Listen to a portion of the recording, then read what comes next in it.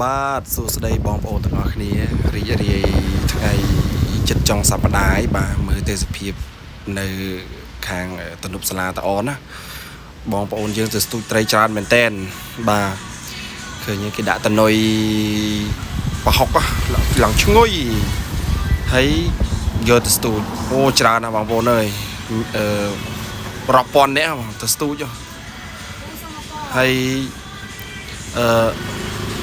ហើយឃើញស្ទូចបានឡើងច្រើនយ៉ាបានត្រីមួយហើយបានត្រីល្អណាស់ណែឃើញបានសិតតែត្រីបានឡើង